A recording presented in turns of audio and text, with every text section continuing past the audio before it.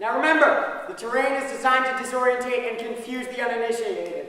The camp's very name is indicative of its true nature. Csehy. Is it pronounced Csehy or Csehy? Or even Csehy? No! It is pronounced Csehy. Out of the 21,817 possible pronunciations, that is the strangest and most nonsensical. In this brief meeting, I shall attempt to prepare you for the terror that awaits you. Let me begin with diagram 1. This is a map of the entire United States, excluding Hawaii and Alaska. And Michigan. As I said, this is a map of the United States, excluding Hawaii and Alaska. I have highlighted the area where most Csehy campers are stationed throughout the year. Now, do you see this dot? 700 miles away from the highlighted area. This is where Csehy is, making sure that everyone can enjoy a 7-hour drive to and from camp. Now, if at any point during your stay, there is more than a 2.78% chance of clouds anywhere on this map, you must stay indoors until the all clear. Now, let's move on to diagram 2. This is a close-up view of an anthill. Now, this is also diagram 3. This diagram is a faraway view of Csehy on registration day. Notice that both scenarios involve a queen overlord. Note the panic on the faces of the dots. This is the environment that you will be exposing yourself to. First, you must go to registration. Where is that? It changes every time in order to add to the confusion. Sometimes it is in the atrium. Many believe the atrium is named after a heart because it is the center of the music building. This is not true. It is named after a heart because it will be running through it faster than red blood cells. Another misconception regards the reason it is healthier to use the stairs in this building. Many believe it is healthier because the stairs give you more exercise. This is also not true. They are healthier because you cannot starve to death while you wait for the stairs. Also realize that it is not healthy to drink the water here because its iron concentration is higher than that of most people's blood. Once you find your way to registration, you will be given a name tag. This name tag is useless. No matter how long you work, it will never face out, so you will be forced to ask people for their names repeatedly. On the back of this name tag is your everyday schedule. Thankfully, the times on the schedule are accurate for every activity. However, your electronics have all been taken away, so you will never know what time it is. Making the odds of you getting anywhere on time depressingly low. After receiving your name tags, you will be herded into a fishbowl to take your theory test. You will be placed in theory classes according to your skill level. What theory class will I be in? I played violin for 12 years and I practice 9 hours every day.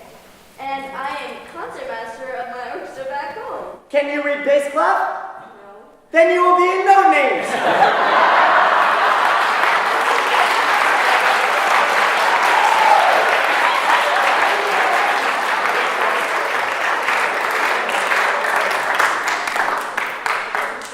Let's take a minute to review your loose schedule.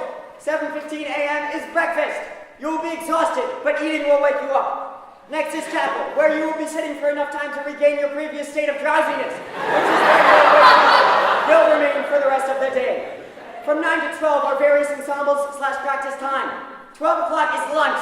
Now let us take a moment to go over the dining hall conditions. Examine diagram 4. You will be released to eat in cruel and unusual revelations of information. Once released, you will walk through entrance A into area A. Area A always has the same food, pizza. Once you see the pizza, you will want to go to area B to see what food they have there. If you do and decide you want pizza instead, you will be forced to wait in a 1-hour line for it because all your friends have chosen pizza. A barbaric mealtime entertainment consists of lost souls being forced to sing for stolen items.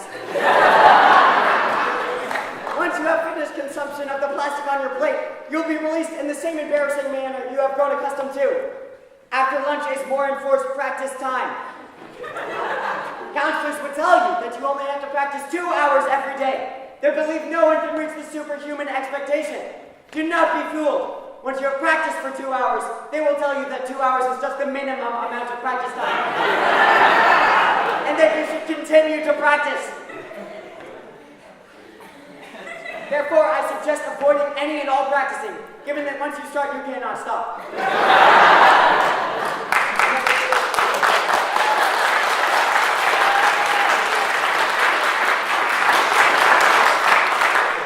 Now, practice from priority, as arranged by the size of your instrument. Vocal majors are the highest in the hierarchy because they have big mouths.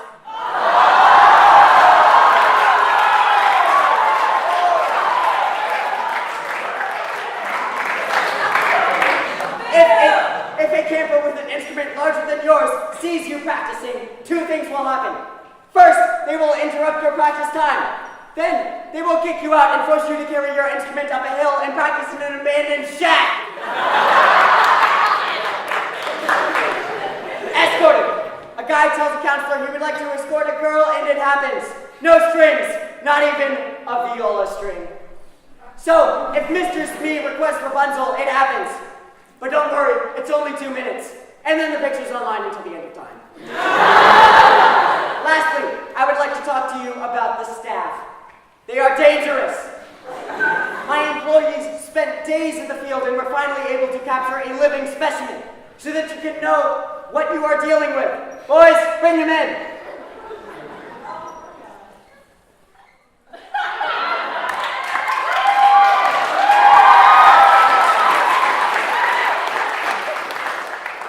Notice the wild glint behind his eyes. Right now, he looks almost normal. See his smile? His relaxed muscles? Now, observe the changes undergone by the time he is conducting. Notice his stiffened posture, poised to strike at any moment. You can see how quickly this attractive young man turns into the monster you see before you. Now, watch closely. How? Take him away, boys.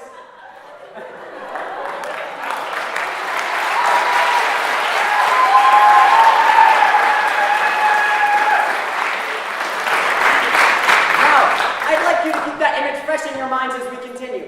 The faculty will do anything in their power to dissuade you of their true nature. They will smile. They will laugh. They will use teen phrases to fit in. Phrases like, choir concerts are my jam. Or, your mama doesn't live here. Dr. Potter's specialty is taking his victims to Wegmans. They will say, in 1884, I sat where you are sitting. One faculty has been known to offer his life for campers. Not his son's life, never his son's life. But his own. They will do all this and more to convince you that they are like you. Some will even go into random outbursts of singing Shake It Off by Taylor Swift. But listen to me very carefully. They are not like us. They do not feel emotions like we do. If you make a mistake in ensemble, they will make you play the mistake over and over again, even if there's no sign of improvement. I would like to impress upon you the particular danger of Mr. Graham Birkin. As soon as he begins to speak, you will be lulled into a false sense of security, given the melodious nature of his voice.